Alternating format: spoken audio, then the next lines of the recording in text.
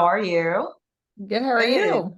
Good. It's so nice to meet both of you. I'm a big fan. I'm going to go ahead and introduce myself, and then I will let you guys introduce yourselves, and then we'll start having fun. Yeah? So, hi, everyone. Hi, TPA. My name is Ami Tucker. I am the host and producer of Tuckered Out with Ami Tucker. Started it 6 years ago, and I interview trailblazers, leaders, experts, and prominent voices all over the world with a special spotlight on the South Asian community. I am also on the board of governors for the TPA, my third year, and love, love, love this community. And I cannot believe I get to talk to Debbie and Lauren today. So, Debbie, why don't you go ahead and introduce yourself? Hi, everyone. I'm Debbie Millman, and I am a designer, an author, an educator, an executive fellow at the Harvard Business School, and host of the long-running podcast Design Matters. Believe it or not, in February, it'll be 20 years that I have My been God. making this show. So I'm really grateful to be here, nominated by the Ambies twice for Podcast of the Year and Best Host, and have also won a couple of Webbies. So I'm just thrilled to be able to do this and thrilled to be able to be here. Thank you, Debbie. Wow, Debbie, that's amazing. I'm Lauren Chooljian. I am a senior reporter producer at New Hampshire Public Radio, which is an NPR affiliate in New Hampshire. And I'm a Pulitzer finalist. I won the DuPont Award and Ambie for Best Reporting for my show, The 13th Step, which was a team effort. I'm on what we call the document team at New Hampshire Public Radio, which is basically like a long form reporting project. We mostly produce episodic narrative news series. Many of you may be familiar with Bear Brook. It's a very famous true crime podcast from my reporting partner, Jason Moon. The 13th Step has also, doing really well and has gotten a lot of attention.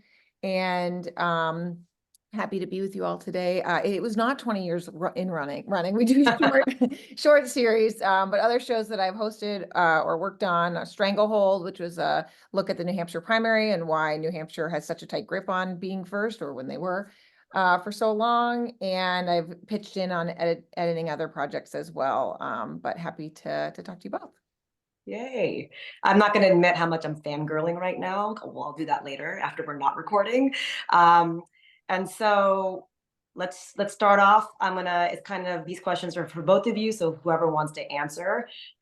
Obviously, you both have interviewed an array of guests, from creatives to celebrities to everyday people with really powerful stories. And wow, Debbie, 20 years. I started mine 7 years ago. And so I felt like an OG. So hats off to you. Thank you. February 4th, 2005. Happy anniversary. That's amazing. Almost. And when I look back, if I look back, I haven't really looked back at my first interview and listened to it. I'm a little bit scared too, because I feel like I'll cringe and roll into a ball and go in a corner. I'm just so curious now. What was your first interview like, and how has it shaped your approach, thus far? Lauren, you want to go first? Sure. Well, my job is a little bit different from Debbie's. I mean, I've been a public radio reporter for over 12 years now. And so I don't do only interview shows. I used to cover politics. I used to cover City Hall at WBEZ in Chicago. And so those interviews were very different from the interviews I did for the 13th Step. For those who don't know, the 13th Step is a story about sexual misconduct and addiction treatment. And we exposed, one local owner and CEO of our biggest provider of substance use disorder treatment for years of alleged sexual misconduct and sexual harassment, but turned out in the course of that reporting that this is a phenomenon, unfortunately, that's happening in recovery spaces all across the country and the world.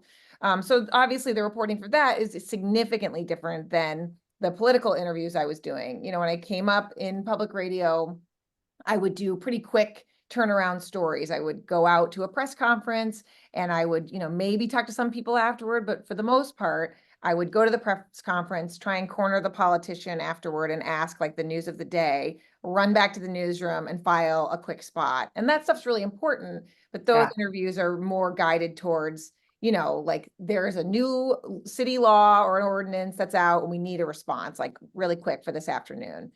Now, when I do long form stuff, it's a totally different ball game. Oftentimes a big part of my job is growing trust with my sources, and that, you may not, for me, you may talk to somebody over the course of a year before they decide to go on the record. That happened many times with the 13th step. Key sources that just weren't comfortable or were scared to come forward really needed time. And I'm lucky with the kind of work that I do that I'm able to give that time. So, in the beginning, it was a lot faster, and, Okay. both are important, but for different things. Any form that you prefer or enjoy more? Well, I think they're both equally important. I think that Okay. daily news is of course essential for Yeah. communities. Right now I'm really enjoying what I'm doing, even though it's difficult in a very different way. The 13th step was an investigation that faced a lot of serious retaliation from the person we investigated. And now we know from a federal investigation from friends of the person that we investigated. So the stakes can be different when you're Right. not doing just like quick turnaround things, but I would say, and I'm sure Debbie might feel the same, that like when you have more time to get into something, it really does feel extra special or important. But I don't want to like negate the importance of short Of course. stories and news stories, because those are essential too. Yeah, Yeah. naturally it becomes a little bit more personal, right? Debbie? Well, all of my interviews are long form, intimate, mostly one-on-one interviews that begin at a guest's origin story. And Right. so back in 2005, when I started, I had absolutely, nobody our age grows up and thinks, when I grow up, I want to be a podcast host. Yeah. And so it came about quite by accident. In many ways, it was really more a Hail Mary with my creativity or my creative life. I had been working as an executive for a very long time in a brand consultancy. And while I loved what I was doing, I felt like my origin story, which was really much more about fine arts, was sort of dissipating, if not gone completely. And I was offered an opportunity to host an online radio show, thinking it was an opportunity, but it really was the opportunity to pay them for airtime. So Right. it was a total vanity project. But that's really how desperate I was with trying to reignite my creativity in some way. And so very early on, I called the show Design Matters because that was my creative sort of ignition point. And while I had been working more in the corporate realm, I wanted to get back to my roots and interviewed designers, very inside baseball, designers talking to designers. And I did that for about 100 episodes on Voice America, which is different from Voice of America, just making Okay. that clear. Okay. And then moved the show to Design Observer, which was one of the first design blogs, with the proviso that I improve my audio quality. And again, because I didn't intend for this to be a big part of my career, at the time in 2005, I was working with a handheld telephone. My guests were sitting across from me at a table with another handheld telephone. And that's how I was doing my interviews. And I'll never forget Malcolm Gladwell coming to my office in the Empire State Building, which was legit for me to be able to say broadcasting live from the Empire State Building, and sitting across from him and like having that weird echo and so on and so forth. And the only reason he did the show was because we were friendly and not because, it was this big get on my part. And then over the years, it has evolved. And because I have so much equity in the name, I've tried to re-engineer the meaning to signify how the world's most creative people design the arc of their lives. And Right. so I've had to really evolve the mission and sort of the intention, and they've gone from 25-minute little sort of peripheral, sort of skating the surface conversations to this real deep dive, which can often go well over an hour into an hour and a half, much to the chagrin of my producer, Curtis Fox. Well, that's the beauty of podcasts, right? Yeah. Podcasting is that you can go that deep. And Debbie, I really wish you had video from back then, like you and Malcolm across from each other, like on handheld devices. Me too, actually. Me too, especially as I'm approaching the 20-year mark. But yeah. the audio, I guess to answer your original question, the audio was it was appalling. I was going to ask you, Debbie, did you always have a producer, or how did that? No, like- I didn't. So when I moved to Design Observer, the proviso was I could only come to the site if I improved the sound quality. And as a designer and a brand consultant and a teacher, I was like, dude, how do I do that? And he's like, well, this is my friend Curtis Fox. He used to do the New Yorker podcast and the Poetry Foundation podcast, and maybe he'll deign to work with you. And so we started working together in 2009, and he's been my producer ever since.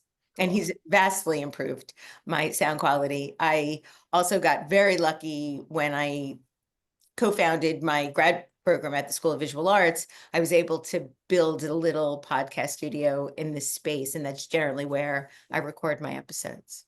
That's amazing. I feel like this needs to be a book, Debbie. Like it should be. Actually, it is. It's Is it? called Why Oh, Design Matters. Simply that story.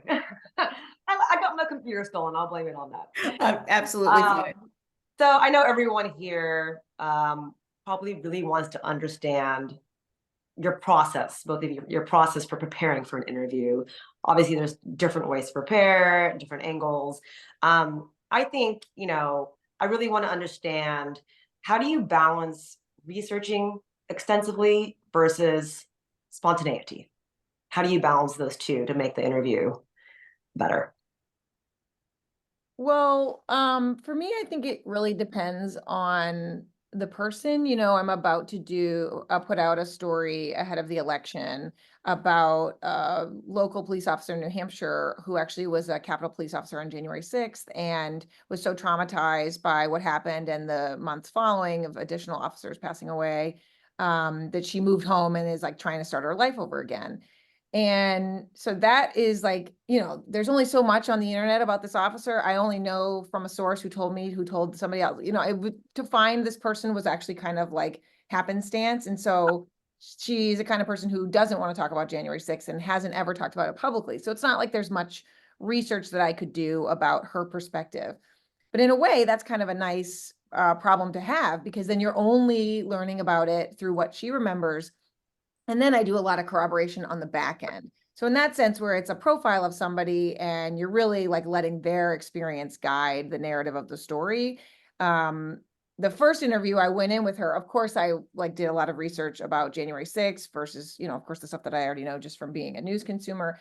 But those are nice, where you just kind of show up and you let the person let you know who they are. And then I always knew we were doing that first interview to also get to know her and what she was comfortable talking about and not talking about. And we told her from the beginning that we were coming back to do a ride along in the police cruiser with her. So that was a nice way for us to get to know each other. And then after I did that interview, went through all the tape, things had come up that I thought, okay, I think I want to do more about that, or I didn't ask her about this. So then that's like additional prep that I did more the first time for the second.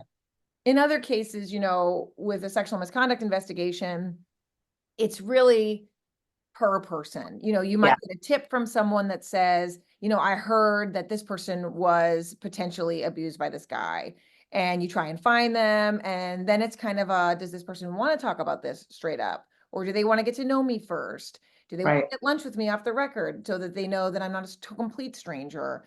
Do they want to just talk to me one time because they just want to talk about it and get it over with? You have to really, when it comes to trauma, and this the same goes for this former Capitol police officer, there's a whole other list of things preparation wise that may not be research, but that I've learned over the course of, especially the last few years in doing this project, the 13th step, that you have to engage with people in a little bit of a different, more trauma-informed, more sensitive and thoughtful way.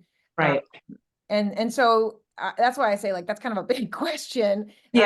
Because there's different prep based off who it is. I mean, if I'm doing a political interview, which it's been a while since I would do these, but if I had an interview with the mayor or the governor, obviously there's like a meeting in the newsroom about, okay, what do we want to get them on today?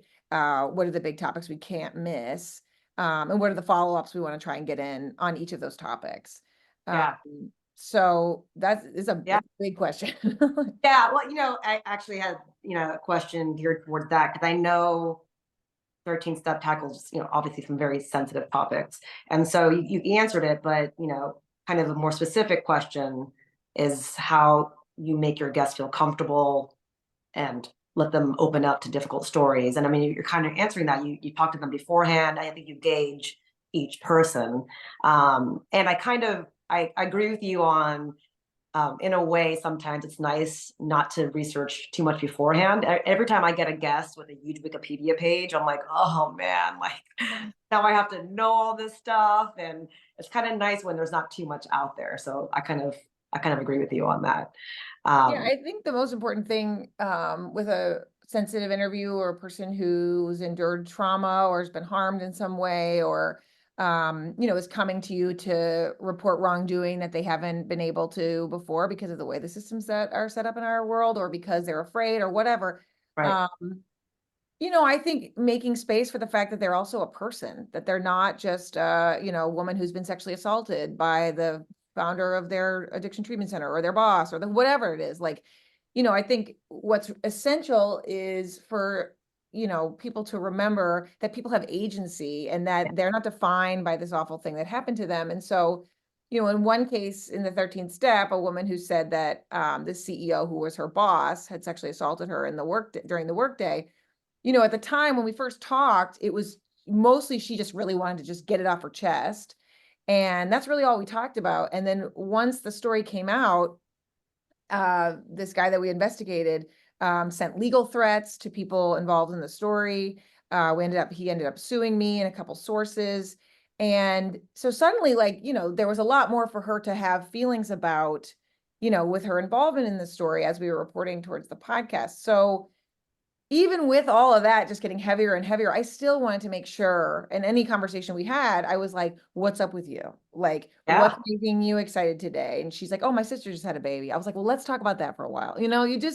It's just gross to go to somebody. And this has been weird that it's happened in reverse to me now because I faced retaliation for doing this podcast. My house was vandalized. My parents' house was vandalized. My boss's house. An old house I used to live in. So suddenly I started getting interviewed by people about my own trauma and people asked me some pretty disgusting things and wanted me to perform my feelings. And is that really how you felt? And could you give me something you haven't given anybody else? And it just, they asked you that specific question. Give me yeah, something it was terrible. Oh my God. Wow. That's a slick way. Yeah, it's just, I think, so preparation is important. But I think having just some humanity and empathy for people, it was just a reminder that, the best thing I could do for a person who, when you're doing an interview, you're not getting paid, what are they getting out of it by being in my story? And that's not why we do journalism, but it's just a thing you need to remember that this is still someone's life and they're doing an incredibly brave thing by sharing their personal story, or in my case with my stories, a traumatic thing that happened to them. And the least you can do is also remind your listener that this is a person, not just a person that a bad thing happened to them. Empathy, people. Yeah. Sorry, go ahead, Debbie. No, it's interesting. In addition to Design Matters, I'm about to launch a new podcast that I'm the host of from the Joyful Heart Foundation, which is the foundation that Mariska Hargitay, the longtime star of Law and Order SVU, founded 20 years ago. And I'm a board member, former chair of the board. And we are launching a podcast called Survivor Stories, which is very much about how various people have navigated through their own trauma from a number of different scenarios, all orbiting around sexual assault, domestic violence, child abuse. And my approach to those shows is very different than my approach with Design Matters. I mean, the overlap in that Venn diagram between the two is definitely empathy. But with Survivor Stories, it's more of an opportunity to help somebody convey a very specific type of story. Whereas with Design Matters, it's really the arc of a person's life. How did they become who they are? And so my approach is very, very different. I do research for both, But my role as the host of Survivor Stories is really helping to illuminate a life of healing and Yes. a journey of recovery, whereas, and advocacy, of course, whereas with Design Matters, it's really about revealing the sort of creative spirit of my guest. And so I feel very obligated to know as much as I can about that guest. And I often have said that my interview style is more like playing a game of billiards, where, you know, your goal in billiards is to not only to be able to get a billiard ball into the pocket, but Right. also to leave the billiards on the table to be able to continue to do that. And so for me, I feel a real responsibility to be prepared to go wherever my guests might take me. And so Right. if they reference something, I don't want to be asking them what that is, because then they're just repeating something that they might have said somewhere else. Yeah. Yeah. I'm much more interested in asking them about things they've already said, so that almost my entire interview will be kind of an original dialogue. So it's not Right. like, oh, you know, again, using Malcolm Gladwell as an example, Malcolm's been on the show a couple of times. If you've listened to any other podcast or interview with Malcolm, you know, why listen to mine? Because Right. you're hearing probably a lot of the same questions asked by a lot of the same podcast hosts or interview or television hosts or whatever. But what I try to do, and I often feel that if I don't get the response, like, where did you find that? Or how do you know that? I almost feel like I haven't done a good enough job. And I was actually thinking for the 20th anniversary of having sort of an audio clip of guests saying that over the 20 years, because that's my benchmark. I want to give my guest the respect of an original, engaging conversation that isn't performative and isn't like just press play and tell me the same old shtick. And I don't Yeah. want that.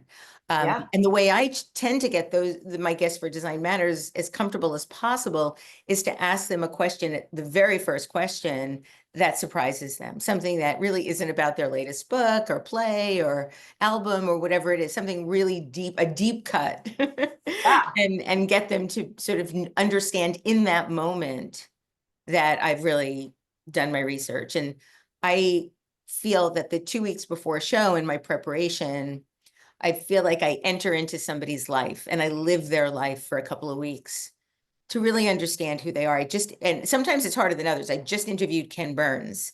Oh, And, wow. you know, how do you How do interview the you, master interviewer, or yeah. Ira Glass? You know, how do you do that? And so for both of those, you have to go way back. David Remnick is another person where you end up living so deeply in their lives that you sort of lose yourself in them. And Yeah. that's how I know that I've done enough work.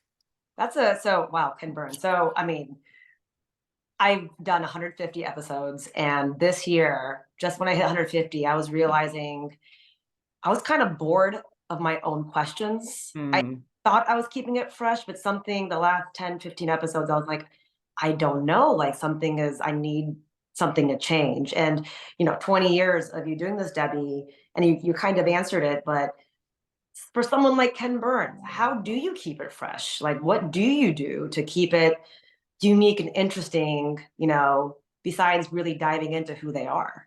Well, I'm going to quote Ken. The show isn't live yet. I interviewed him on Thursday, and it's in he's launching a new film called Leonardo, which is about Leonardo da Vinci. And so I talked with him and Sarah Birds and David McMahon as well about the making of the film, as well as Ken's life and career, and Okay. as much as I could get in an interview. Ken said in the interview that if it's a good interview, it's because of the guest. And if it's a bad interview, it's because of the host. And I kind of love that. Great. With Ken, because I've been a fan for a very long time, I didn't have to start from scratch. I didn't have to go all the way to the That's Brooklyn good, Bridge because that's a lot documentary. of TV to watch. Right. I did rewatch Jazz only because I remembered loving it so much and wanting to see it again. And I had already seen Leonardo a couple of times in prep, but I just try to, I spend a lot of time, I'm much more interested in a person's life story than necessarily a specific piece of work. I'm much Right. more interested in how they became who they are. how did their childhood impact their adulthood? How did their obstacles fuel their success? And most people are really excited about talking about that. Yeah. Not Yeah. everyone, but Yeah. most people. I actually really love the childhood questions, if if they're comfortable with it, of course. I always ask my guests because I had such a ridiculous prom story. I love asking people prom stories, and it becomes like a 30-minute answer sometimes. But you're right. I think people, besides talking about their work, they're probably burned out from it a lot from all these other interviews. So I'm like, let's just talk like we're sitting at a bar, and Yeah. how was dating in high school for you? It sucked for me. Yeah, I mean, I do have a script and I do Yeah. feel like I want to keep to a narrative arc. But Right. again, that's sort of that pool table analogy. I have a narrative arc, but it could, go into any different direction. I'll Yeah. then generally pull back into the narrative arc just so that my listeners feel a sense of continuity and there's this journey that I'm hoping to take people on through Right. the questions and the answers. Right. But I often let them riff. Yeah. Yeah. It's fun. We all know that interviewing is about listening. So, over the years, we'll start with you, Lauren. What have you learned about listening, and how has that improved your interviewing technique? Well, one thing I would say that I think is different in my podcast world than Debbie's is that because everything is pre-produced for the most part, Right. I, if I'm out in the field, I'm not just listening to what the person is saying and of course being present with what they're sharing, but I'm also thinking about, okay, if someone hears just this clip, is there context that's missing that they're not like, if are they using the first name of somebody instead of their full name that a listener might not get? Or, are we out somewhere and I'm trying to think of a good example from this ride along, but basically like I have to help them complete a thought sometimes because Right. it's a lot easier to put into a scene in post-production later than if I'm like, oh, now I gotta script out some shit that she didn't say, so like, I'll make sure that I listen for like with my producer brain and my also like my reporter brain and also like human brain. So Right. there's Yeah. a lot of different kinds of listening that are going on while I'm out there. And that's honestly why it's really a luxury to bring my reporting partner, Jason Moon, with me, because I am listening so hard and it's so exhausting and I'm conducting the interview. And it's nice to have, in this case, in the ride along, him in the back of the police cruiser, like texting me like, oh, you did good with that. Maybe you want to ask this, because you're listening really hard and you're being present for this person, especially if they're talking about something traumatic. Yeah. So it's hard to keep the bank of questions that you may still need for a plot point later. When you're just so swept up in making sure this person knows that you really respect Well, their it's like scene. you're building a relationship with them as well, right? During this whole Yeah, and for me, as a journalist, like that's for the forever balance, right? Is yeah. like I'm here for you. I'm coming at you in a trauma-informed way where I'm like making space for the things that are important for you, and I'm knowing that, we're going to be careful to not re-traumatize you, but I'm also not your friend, and so it's a hard space to hold because I care about the people that I'm interviewing, and I have to treat everybody fairly. And yet I can't, like, I'm not your friend, I'm here to do a story. I'm here to watch your life and then like share it with the rest of whoever's about to listen. um, Yeah. so there's a lot going on in my head when I'm listening to somebody, and I think um at this point in my career and with these kinds of more sensitive topics, I make a lot more time for off the record coffees before an interview. Okay. There's like a audio producer part of me that like, there's this thing in my world, ABR, always be rolling. Like you want Yeah. to always be rolling because you never know what you're going to get, but you can't Yeah. do that with somebody who's like a victim of sexual assault. You need to like give them space to decide Yeah. if they even want to be in the story or not. And so, meeting up with someone for lunch just to be like, I'm a nice person, like it's gonna, be important, more important for them than it is for you. And I think I've let a lot of sources, I mean, I haven't let them go. A lot of sources in the 13th step, which, if you listen to the podcast, you'll hear it was too frightening or too overwhelming for them to come forward, even after multiple interviews. And, if a politician had done a recorded interview with me and said, actually, just kidding, I don't want to do it. Well, that's not an option. Like, the rules. But if you're a person with a big harm that has been done to you that you live with every day and you decide, Yeah. "You know what, I don't want to go public with this," that's your choice. And I let them just make that decision. Okay, so even, I guess I was thinking about this question, even have you had a experience where you've, talked to your guests, got to know them, did the interview, and then, before it was published, they came back to you and said, no, I don't Yeah, want of course. This is very much in the podcast, but Debbie, I'm sure we'll have, I would love to hear what you think, since your work is so unique with just most of the conversation. But for me, yes. So the 13th step is about, it starts off about this guy, Eric Spofford, who is the founder and CEO of the biggest provider of substance use disorder treatment in New Hampshire and likely New England. And he founded this many years ago. And turns out 13 stepping is a phenomenon that's unfortunately well known in recovery communities I had never heard about, which is someone who's later in recovery preying on somebody who is newly sober and taking advantage of an extremely vulnerable time where not only are you like finally starting to rid yourself of the cloud of whatever substances you've been using, but you Right. probably like started your life completely over. You've left people who've enabled you in the dust. You're trying to like find a new community. And it's unfortunately in these situations where people later in sobriety will be like, I know what's going on in their brain. I'm going to pretend I'm the answer, or I will ask for things from this person that maybe they wouldn't have genuinely consented to in a few years from now. And so, you know, the beginning starts off with this specific New Hampshire example. And the power dynamic was so stark, where it's the guy who runs the place, who started the place, who in many cases gave free treatment to people. And Wow. then an example of a woman named Elizabeth, she got free treatment from Eric. She really needed it. The day she leaves, she gets her phone back and he's like sent dick pictures to her on Snapchat. Oh my God. Oh, it's Oh terrible. my God.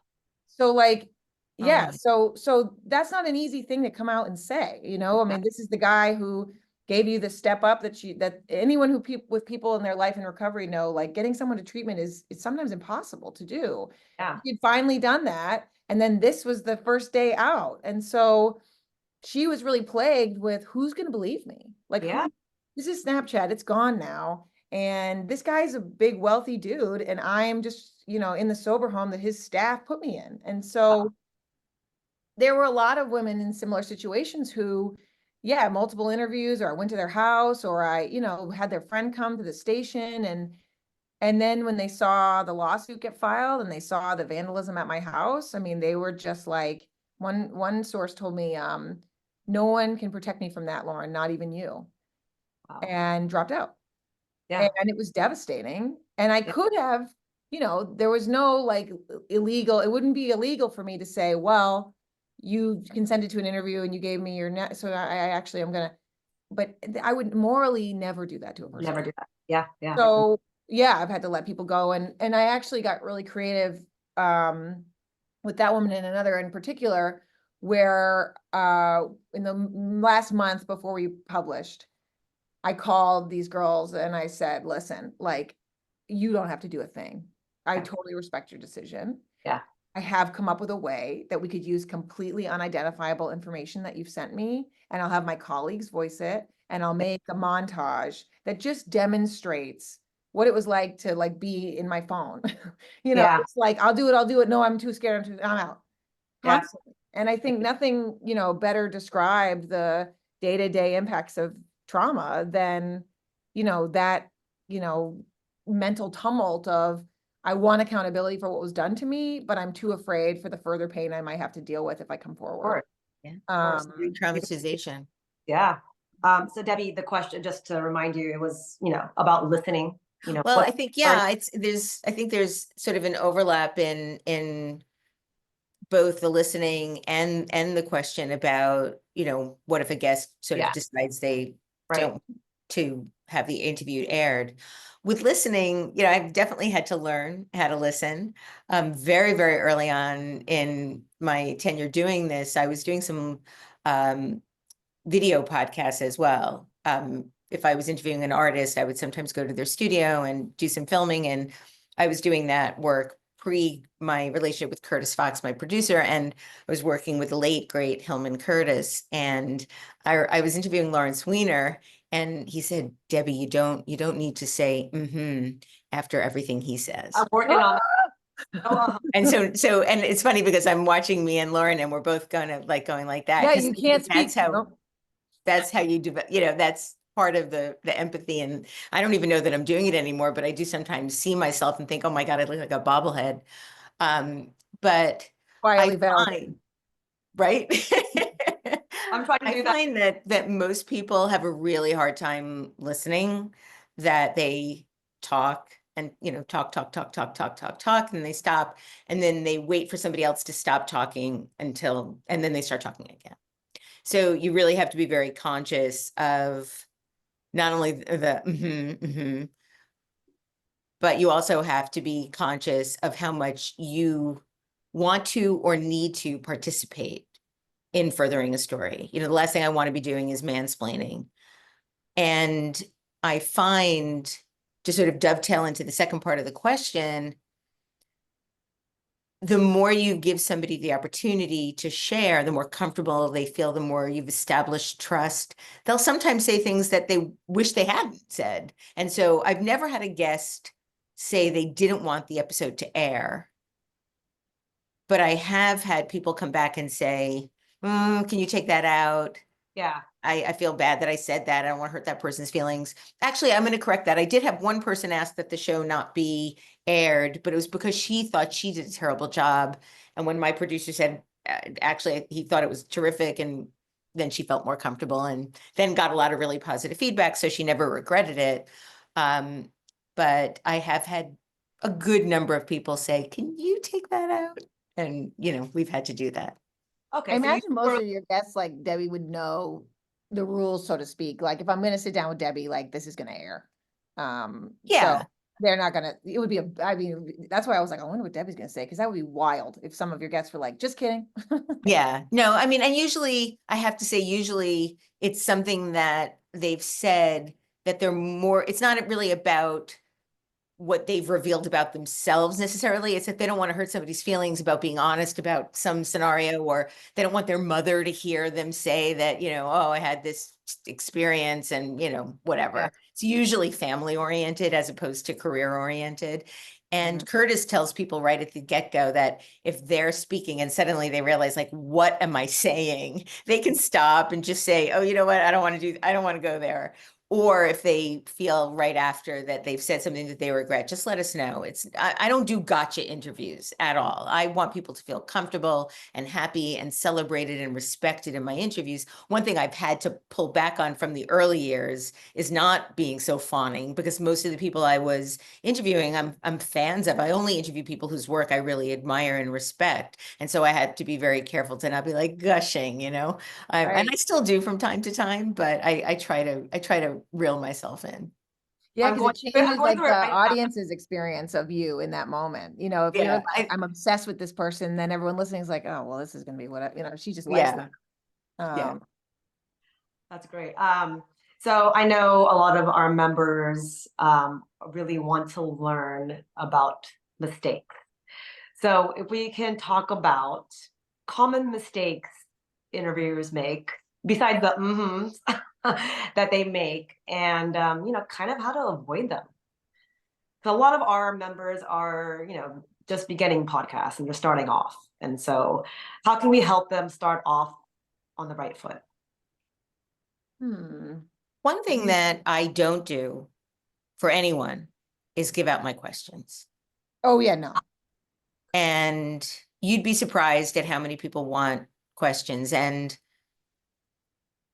I am really opposed to that for a lot of reasons, mostly because once they see the questions, the answers are performative. There's no spontaneity. They're waiting to hear a question so that they can then answer what they've prepared for the most part. So I've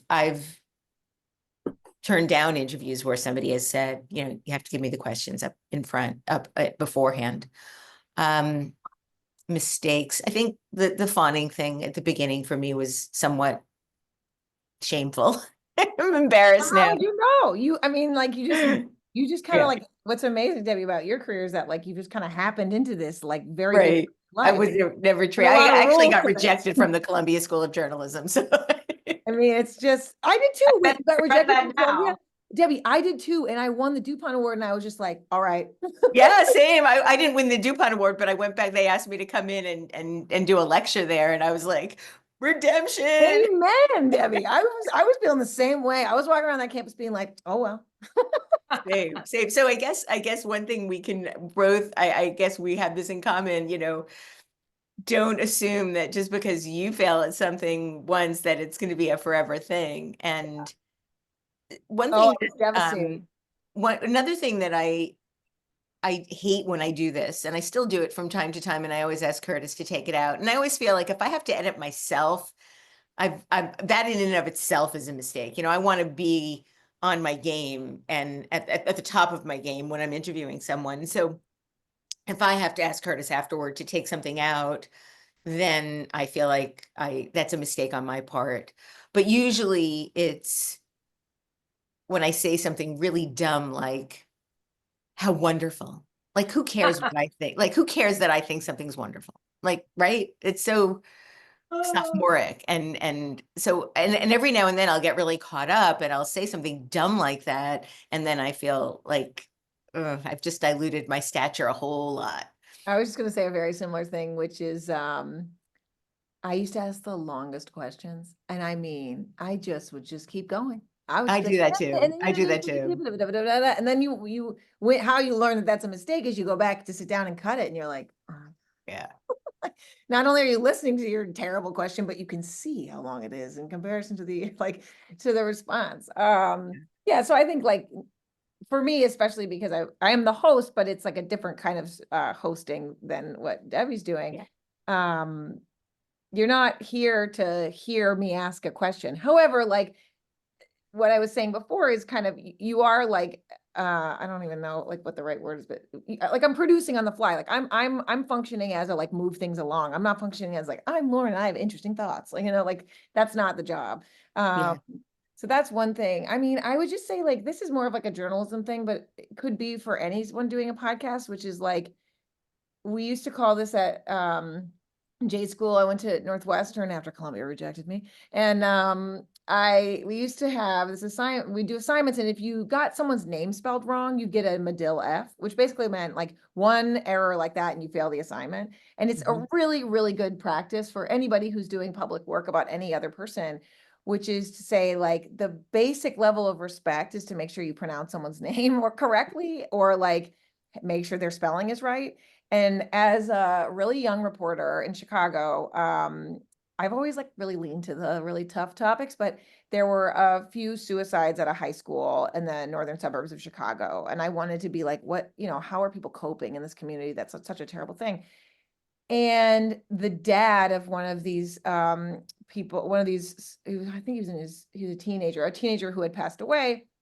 He worked at a community college or something. So to make sure I had the pronunciation of his son's name right, I called the office of the community college and I said, can you pronounce for me the president's name? And they go, oh yeah, it's so-and-so. Okay, yeah. So I tell, my editor, this is how you pronounce it. I went in the booth, I pronounced it, put it on the radio.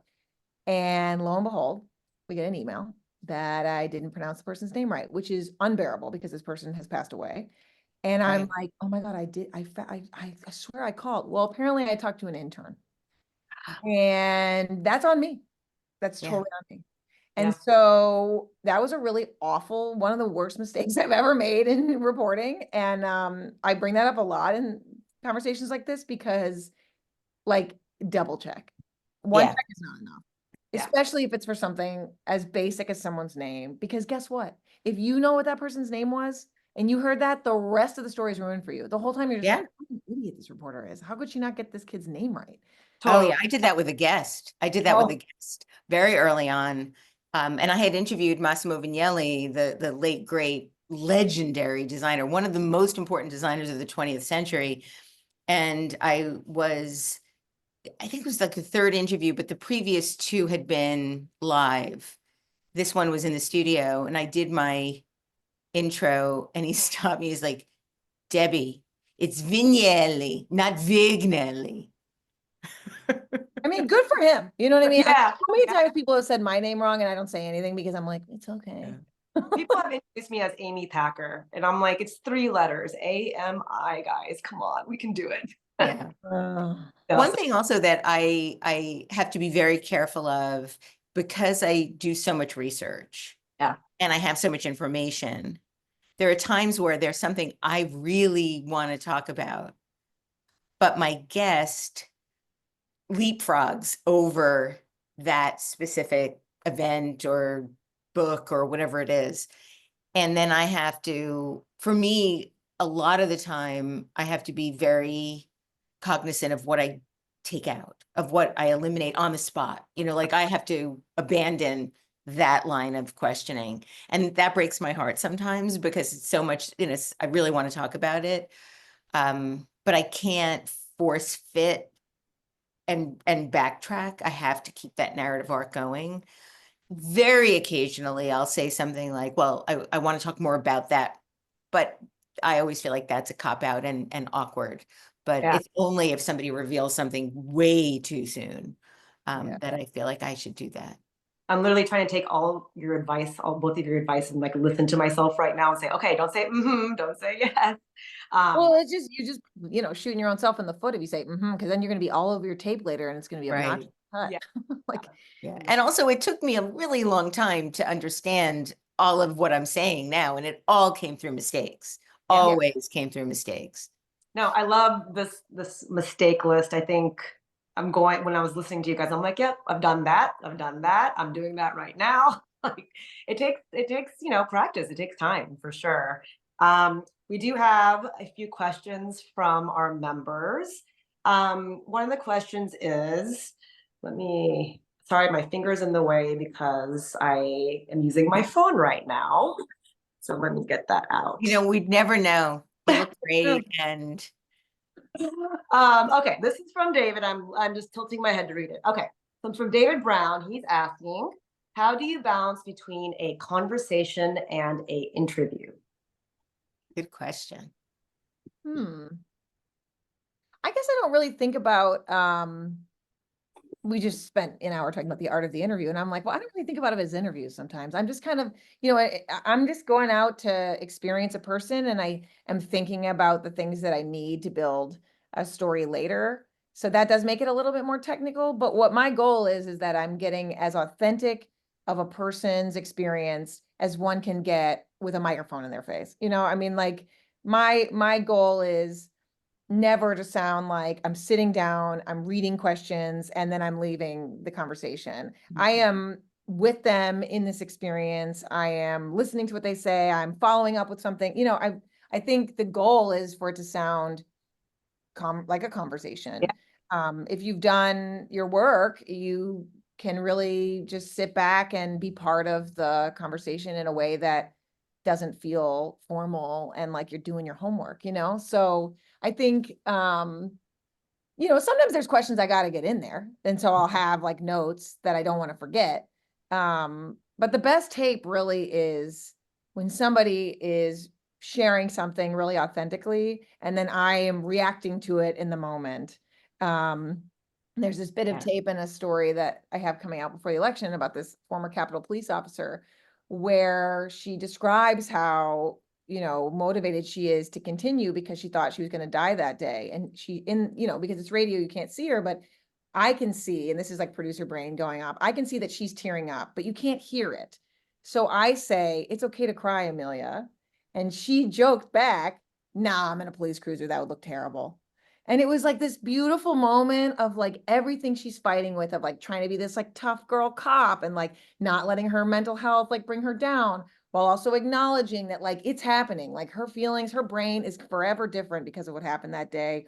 And, you know, all of that speaks so much bigger to who she is than like me being like, so Amelia, where were you on January 6th? Oh yeah, okay. You know, like those are the moments that I like, this is why I'm in radio, right? Is because I want to be able to see these moments and see people, you know, being who they are and helping push it forward for the audience to then take something away from it. Yeah. I mean, I don't know that I'm always very conscious of how much I want to share of myself when I'm interviewing somebody, because I'm like, I don't assume that my audience really cares that Other than whenever I have a native New Yorker, I always say I'm a native New Yorker too, just because I like to do that. But I don't assume that my audience really cares about what I have in common with my guest, which then makes it more conversational. Like, I'm always aware that it is an interview. I try to make it an easy, breezy kind of experience for my guests, but we do talk about really, really intense things most of the time. And when I say I want to make it easy for my guests, it's just that I don't need them to prepare anything. I don't want them come to think they have to prepare. They come, they expect it to be an interview. And I like it to be conversational, but I like the focus to be on my guest and not me. Yeah. Yeah, it's a lot of work to make it sound so easy. Yes, yes. Oh, it's a lot of work without a beer in hand, right? Okay, I think we have one more. Let's see. Sorry, guys, I'm tilting my head again. I don't want my guests to feel like they are being grilled. Is there a technique to cleverly disguise a question as a chat?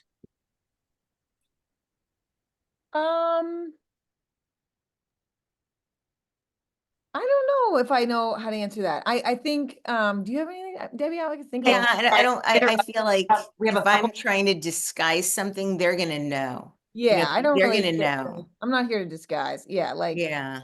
I mean, I do want to ask tough questions. I just ask them in a sort of non-confrontational way. I try to be very open-hearted with the way I ask questions and very respectful.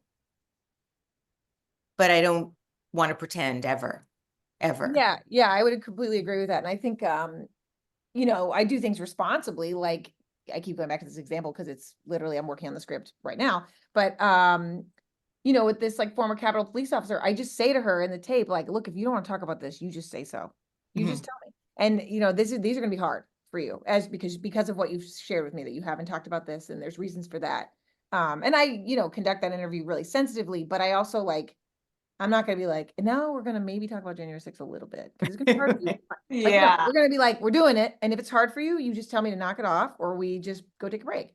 Now, if I Right. was like interviewing Governor Sununu, I would not be like, do you want to take a break? Like, because, you know, if you're in that line of work, and you're a public figure in that way, you know, what this, you know, this is part of your job is to right. face tough questions. And so neither of us should feel any sort of like confliction about what the job is here. You know, he's Yeah. paid by the taxpayers to do what he does.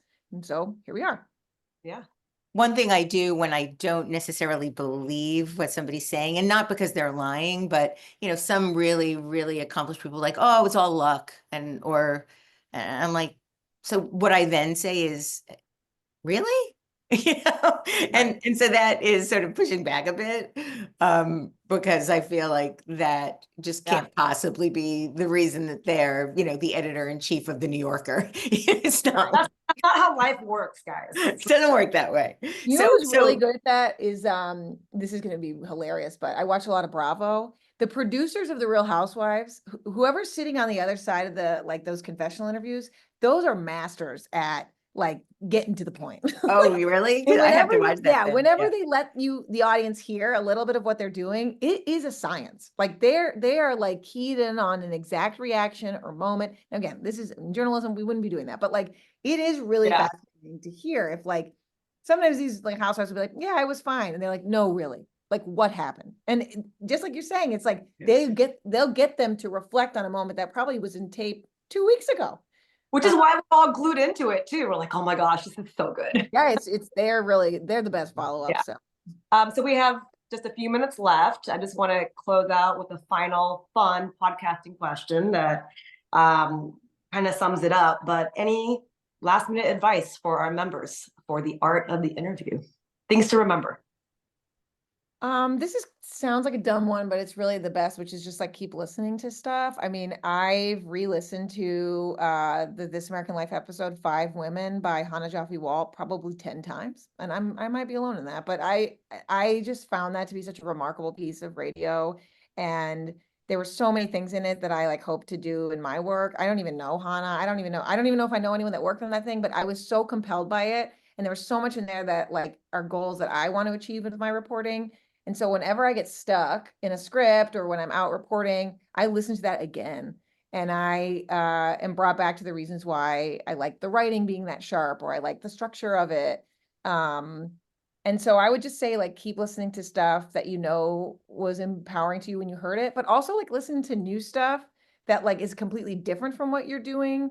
There is oh God, what is the show called? This is so embarrassing.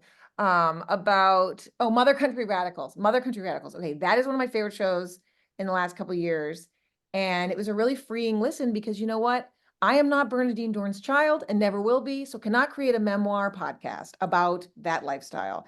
And yet there was so much in it that was so inspiring to me that I could just sit back and listen and not be constantly thinking like a producer and thinking like, oh, I should steal that. Oh, what a good idea. I just enjoyed it. And sometimes just enjoying stuff like that is just as impactful as like listening to something that you're like, I'm going to steal that. Because it just brings you back to like being passionate about the work that we do. Love it. I would say, in addition to always be rolling, always be learning. And the other thing that I would suggest is, if you're interested in interviewing somebody, invite them to an interview. And I've had over the years, just because somebody says no right now doesn't mean no forever. And if they don't respond, you can continue, gently once a year or so. Play the long game. And if you're interested in someone and really respect them, just keep trying. Yeah. That's a good one. Well, guys, thank you. I could probably talk to you guys for another hour, but I don't think TPA will let me. But thank you guys. And hopefully we get to meet in person one day. Thank you. It's been really, really Thank fun. you. So nice to Great, talk. great conversation. Did I pass the art of the interview? Oh, flying colors. Awesome. I love this. I loved having this conversation. I'm gonna roll back the tape and look at all the common mistakes I made. I'm making mistakes every day. So Yeah. Thank- Whom among us, right? Whom among us? thank you both. Thank you guys. Bye.